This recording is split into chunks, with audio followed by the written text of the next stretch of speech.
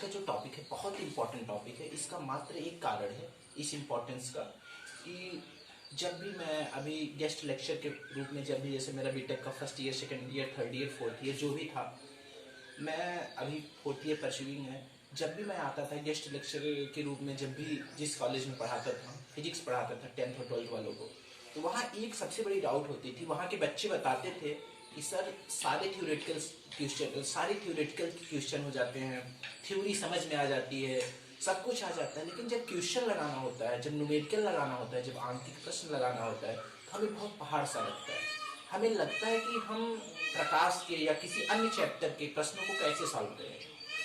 इससे क्या होता है कि वो थ्योरेटिकल चीज़ों को रटना स्टार्ट कर देते हैं और न्यूमेरिकल चीज़ों को छोड़ना स्टार्ट कर देते हैं, और लास्ट में ये स्थिति हो जाती है कि ना उनसे थ्योरेटिकल हो पाता है, ना न्यूमेरिकल हो जाता है, और जो बच्चे 80% पाने लायक रहते हैं वो बच्चे 60-65% पे आके रुक जाते हैं।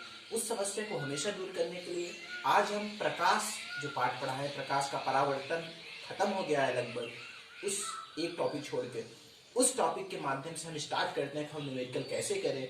फिर उससे हम धीरे धीरे सारे पाठों का न्यूमेरिकल सॉल्व करना, आंकिक प्रश्न सॉल्व करना शुरू करेंगे और धीरे धीरे सब कुछ होने लगेगा।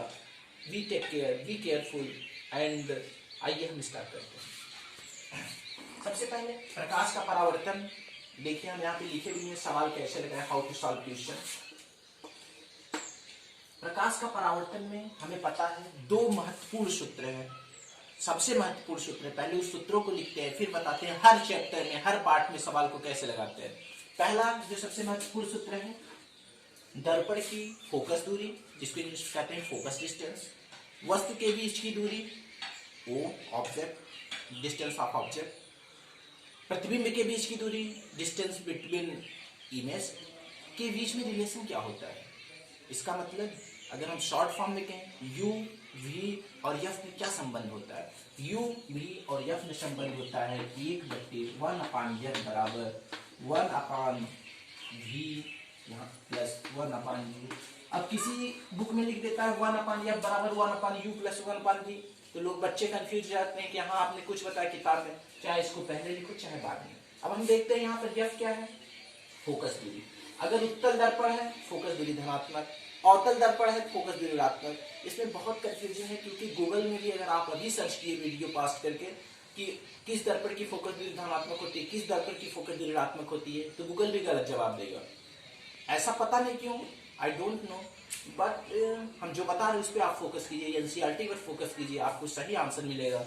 1/f बराबर 1/v प्लस 1/u।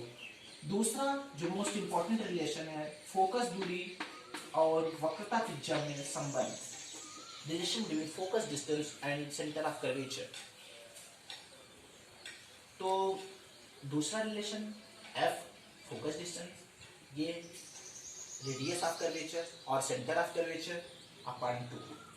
ये एफ वही फोकस डिस्टेंस, फोकस दूरी, ये प्रतिबिंब के बीच की दूरी, डिस्टेंस ऑफ इमेज, ये वस्तु के बीच की दूरी, डिस्टेंस ऑफ ऑब्जेक्ट। मैंने आपको बताया था वस्तु मतलब छोटा हो, ये u हो गया, प्रतिबिंब मतलब v हो गया, f मतलब फोकस दूरी हो गया। तीसरा जो बहुत इंपॉर्टेंट रिलेशन है, आवर्धन क्षमता, मैग्निफिकेशन। आपको अभी नेक्स्ट एपिसोड में मैं बताऊंगा कि आवर्धन क्षमता आखिर में होता क्या है, लेकिन चूंकि प्रकाश के परावर्तन में 3 ही सूत्र है तो मैं आपको ये 3 सूत्र के बारे में बता देता हूँ। ये तीसरा सूत्र है रेखीय आवर्धन, जिसको इंग्लिश में मैग्निफिकेशन कहते हैं। m मैंने ले लिया, होता है I/O इक्वल टू V/U।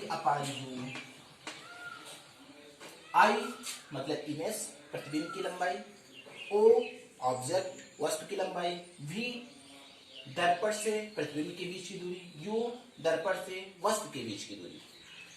आइए हम देखते हैं इन तीनों, और यहाँ पे कई किताब में लिखा रहता है -v/u, वो दर्पण के माध्यम से, जैसे किसी दर्पण की अगर मान लीजिए बाएं तरफ है तो यहाँ पे निगेटिव हो जाएगा, दाहिने तरफ है तो पॉजिटिव हो गया। साइन जो है अपने आप, जैसे अवतल दर्पण में यहाँ पे माइनस होता है, साइन आपके विवेक पे, बुद्धि पर निर्भर है। अगर मुख्य अक्ष के बाएं तरफ है तो ऋणात्मक, दाएं तरफ है तो धनात्मक।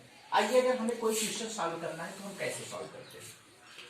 सबसे पहले अगर मान लीजिए कोई क्वेश्चन दिया है, अभी आपकी ग्रीन बोर्ड पे एक क्वेश्चन दिख रहा होगा, अगर वो क्वेश्चन दिया है उसमें हम सबसे पहले देखते हैं फर्स्ट क्वेश्चन कि अगर मान लीजिए दिया है कि किसी दर्पण की वक्रता त्रिज्या या रेडियस ऑफ कर्वेचर 20 मीटर है, 20 मीटर है, तो उस दर्पण की फोकस दूरी क्या होगी। तो सबसे पहले हम लिख लेंगे यहाँ पे क्या दिया है। सबसे पहले जो क्वेश्चन में जो दिया है उसको हम लिख लेंगे। इसमें दिया है रेडियस ऑफ कर्वेचर, हमें पता है रेडियस ऑफ कर्वेचर आर की वैल्यू होती है, रेडियस ऑफ कर्वेचर को आर से प्रदर्शित करते हैं। इस क्वेश्चन में रेडियस ऑफ कर्वेचर की वैल्यू 20 दिया है, मैंने 20 लिख दिया। अब इसमें पूछ रहा है कि उस दर्पण की फोकस दूरी ज्ञात करो, उस दर्पण की फोकस दूरी ज्ञात करो, और दिया क्या है रेडियस ऑफ कर्वेचर। इसका मतलब बस एक मान दिया है और दूसरा मान पूछ रहा है। अब हम तुरंत उस पाठ में जितने सूत्र रहेंगे एक कॉपी में लिख के बैठा रहूंगा या आप लिख के बैठे रहेंगे। ये बिगिनर के लिए है, स्टार्टिंग स्टेज वालों के लिए है। जब आप 30 मार्क खा हो जाएंगे, जब फिजिक्स पढ़ते पढ़ते तेज हो जाएंगे, तब इन सब चीजों की करने की जरूरत नहीं है। लेकिन अभी आपको नहीं आता तो ये सब चीजें करनी पड़ेंगी, तभी आप सीख पाओगे। अगर आप किसी पे कमेंटबाजी करेंगे, हंसेंगे, तो हंसने वाले तो पूरे जमाने में है, और हंस के आप क्या उखाड़ लोगे।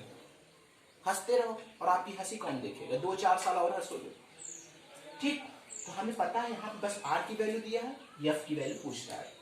कुछ हम नहीं करेंगे, यहाँ पे लिख देंगे सबसे पहले दिया है। अब इन तीनों सूत्रों में मैच करवाएंगे, इन तीनों फार्मूला में मैच करवाएंगे, क्योंकि हमें पता है प्रकाश के परावर्तन बस 3 सूत्र है। इस सूत्र को अगर हम लगाएंगे, इसके लिए हमें v और u की वैल्यू चाहिए। क्या इसमें दिया है? आपका जवाब होगा, आप मन में सोचो दिया है, आपका जवाब होगा नहीं। अगर इस सूत्र को लगाएंगे तो हमें I चाहिए, O चाहिए, V चाहिए, U चाहिए। क्या दिया है इसमें? आपका जवाब होगा नहीं। हम इन दोनों सूत्रों को नहीं लगाएंगे। अब हम किस सूत्र को लगाएंगे? इस सूत्र को लगाएंगे, यह बराबर R/2, क्योंकि हमें R पता, हमें यह निकालना, यह हमने निकाल दिया।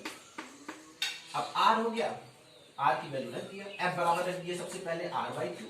अब R की जगह लिख दिया 20/2। अब हम इसको काटेंगे, आ जाएगा 10 मीटर। अब चूंकि ये धनात्मक है, हम समझ जाएंगे कि ये फोकस दूरी उत्तल दर्पण की है। अगर यहाँ पे ऋणात्मक होता तो आपका आंसर होता अवतल दर्पण। ये सब चीजें आपको धीरे धीरे सीखने पड़ेंगी, और जब तक नहीं सीखोगे तब तक कुछ नहीं होने वाला है। आगे हम कंटिन्यू करेंगे, ऐसे सारे क्वेश्चन सॉल्व कराएंगे। जो मैंने आज मेथड बताया उस मेथड से आपके 2-3 एग्जाम्पल है, जिसमें आवर्धन पूछा है, किसी फोकस दूरी पूछा है, किसी वस्तु के बीच की दूरी पूछा है। बस आपको 2 चीजें ध्यान देना है। अगर कोई वस्तु प्रतिबिंब फोकस दूरी बाएं तरफ है तो वो निगेटिव होगा, ऋणात्मक होगा, दाएं तरफ है तो वो धनात्मक होगा। जल्दी हम बी मास का एक टेलीग्राम चैनल बनाने वाले हैं, टेलीग्राम ग्रुप बनाने वाले हैं, जिसमें आप अपने प्रश्न भेज सकते हैं। अभी आप कंटिन्यू देखते रहिए। Keep love and support, subscribe to my channel. Bye bye.